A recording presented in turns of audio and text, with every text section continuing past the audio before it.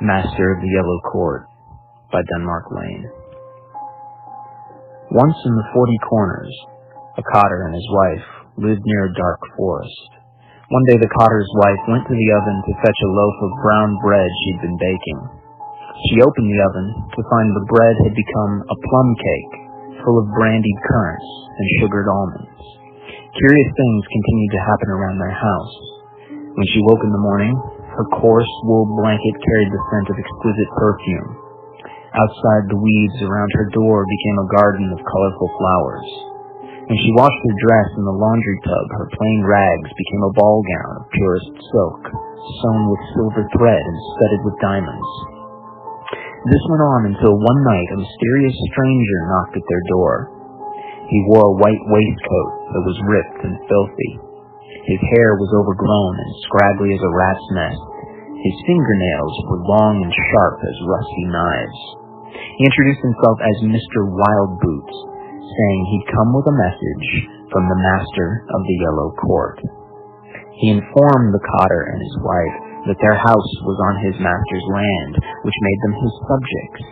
He said they must leave at once or swear fealty to the Master of the Yellow Court. The cotter objected, saying he'd built this house with his own hands years ago without ever hearing of any lord in these parts, thank you very much. Wildboots replied a single stone in the corner of their house was from the foundations of his master's castle, which once stood on this spot. Therefore, the house and all its inhabitants were part of his master's domain. The cotter told the hairy gentleman to get off his property and never return. "You've eaten his food and accepted his hospitality," said Wildboots. "He will collect what is owed him." The cotter warned his wife they mustn't accept any more magical gifts the house provided, so they lived surrounded by sweet desserts and rich finery, miserable as the day is long because they couldn't enjoy it. In the fullness of time, the cotter's wife conceived and was with child. She gave birth to a wretched monster covered in fur.